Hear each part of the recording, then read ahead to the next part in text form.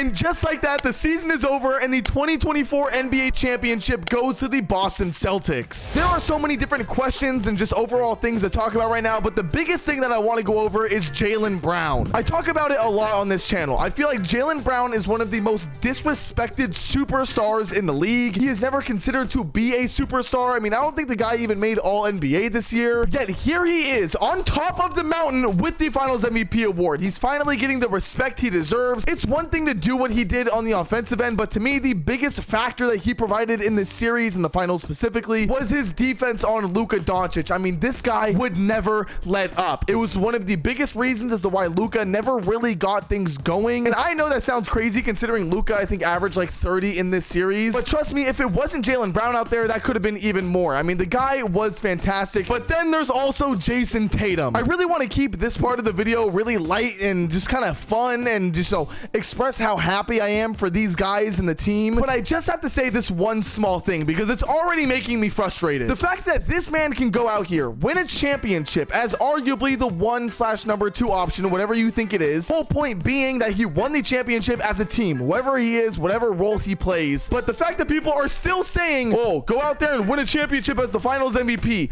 If you don't shut your bitch, this man is an NBA champion. And I want to make a quick disclaimer here. I am not a Boston Celtics fan. I'm not a Jason Tatum fan. I'm not, a Jaylen Brown fan. I don't have their t-shirts. I don't have posters up on the wall. I don't do any of that, okay? But what I will say is when a team wins a championship, even if it's a team with fans as terrible as the Boston Celtics, some fans, okay, some fans, you have to give them their respect. And when I saw that, I knew I was going to be frustrated. I literally made a TikTok predicting that was going to happen. But moving down the line, Jrue Holiday is another guy that I am just so happy for, considering he got thrown out by the Milwaukee Bucks at a chance for Damian Lillard. I'm not sure if a lot of people remember how heartbroken he was during that moment. I'm pretty sure his wife even had like a statement out there saying, this isn't a business, this is our life. And so for him to come out that same year he got traded, or the second year, whatever it was, and to win that second championship must feel so good. It was so enjoyable to watch. I really hope the Bucks are seeing that and kind of kicking themselves a little bit. I know they still have Damian Lillard, but after seeing them get the first round exit and now Jrue Holiday won a championship, it's a little bit rough over there if I had to assume. Then there's Al Horford. I mean, so many of these guys on this team,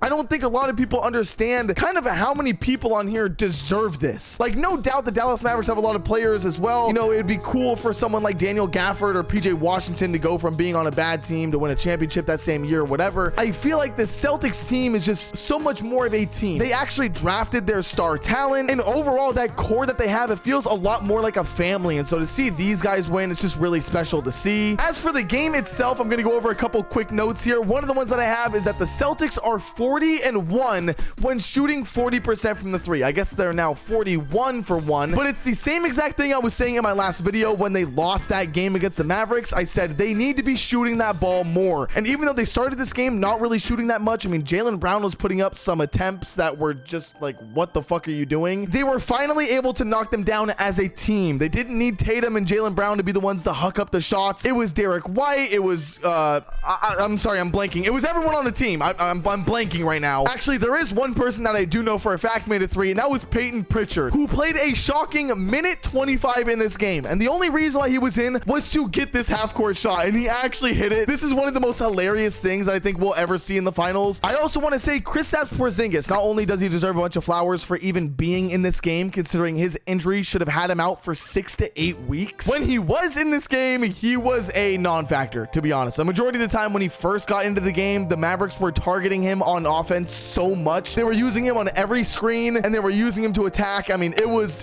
pretty bad. But if you watch my last video, I said that I wanted Porzingis to be in this game to get rebounds, because in that game they lost because they weren't able to get their rebounds. But in this championship game, Kristaps Porzingis only had 1 rebound, yet the Boston Celtics still out-rebounded the Mavericks by 16. I mean, Jrue Holiday had 11 of those rebounds by himself. This game was pure effort. They knew why they were here. They did it back in the Garden. Over on the Mavericks side of things, Kyrie Irving played rough today. He usually plays rough in the Boston Garden, and I'm pretty sure I heard someone say that Kyrie actually said himself that the names and the booing was getting to him every time he plays in Boston Garden. And I'll be honest, I enjoy watching teams play in a hostile environment. Let me very quickly clarify that I don't mean to be a complete fucking douchebag asshole like a lot of these Boston Celtics fans were tonight and throughout this entire series. Like when Kyrie was going for this loose ball, he jumped into like the broadcasting area, and while he was on the ground in the front row stands, there was a fan that said something to him, and you hear Kyrie say back to him like, shut the fuck up or something like that. That's just so goddamn weird. So when I say that I like seeing players play in hostile environments, I just mean I enjoy the boos, I enjoy the Kyrie sucks, whatever it is, whatever chant it is. But there are so many times, especially in Boston,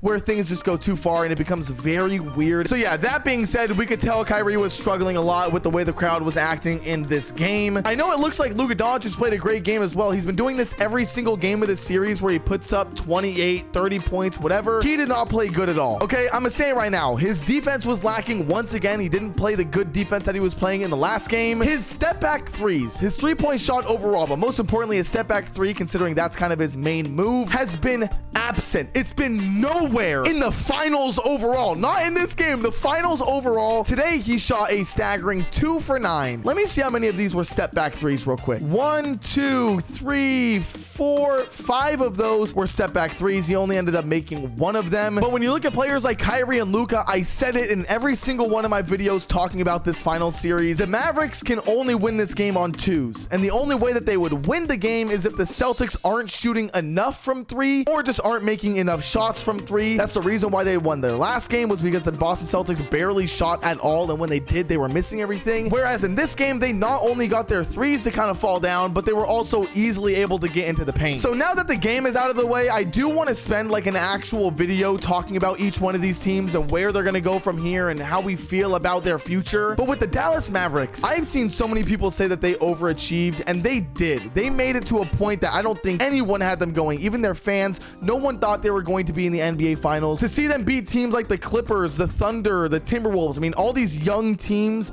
besides the Clippers, the Timberwolves and the Thunder are two teams that a lot of people wanted to see in the finals, right? They're those young teams that everyone's like, oh man, they're the future of the league. And the Dallas Mavericks came in, this weird new team that added talent midway through the season. Kyrie Irving, that a lot of people wrote off because of his experiences in Boston and Brooklyn. To see them make it this far, they deserve so much credit. And I know people are only going to focus on the fact that Luka is now 0-1 in the finals or whatever it is. I don't care about any of that bullshit. The man made the NBA Finals. But for the Boston Celtics, this has to be so goddamn sweet. All of the trade rumors between Jaylen Brown, Jason Tatum. Jaylen Brown just signed that $300 million contract. Remember when everyone was saying that they should have traded him and not paid him that much money? Well, look at the guy now. Seriously, I know I said it before, but I'm not a Boston Celtics fan, but it makes me so happy just seeing them overcome such a big hill. From losing the finals 2 years ago to then losing to the Miami Heat in just a god-awful year. I mean, they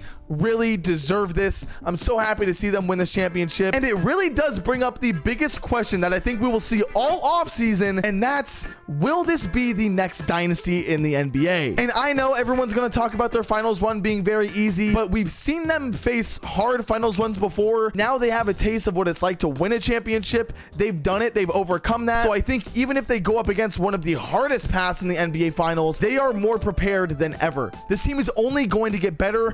Jason Tatum is still young, believe it or not. I feel like it's almost impossible to say that a team is going to be a dynasty considering all the young, amazing talent that we have in the league today. But if I had to place a bet on what team would be the next dynasty, the Boston Celtics are taking my savings account. That being said, I want to take a quick moment to say thank you guys for watching my videos throughout the entire season. Whether you've been watching me from my very first video or this is the first one that you happen to click on, it means a lot that you're here either way. Even if you just watched 1 second of my video, it still means so much. It's a bit crazy that the season is already over, but I promise you the content does not stop here. I'm going to be putting out videos all off season long. We're going to go over team futures, predictions, some other fun ideas that I have, some IRL videos that I've already recorded that I'm excited to put out for you guys. So much new content. So if you are new here, be sure to subscribe. Comment down below your opinion on the Boston Celtics, the Mavericks, the season overall. Let me know everything. Hope you guys all enjoyed, and I'll see you guys all in the next one. Later.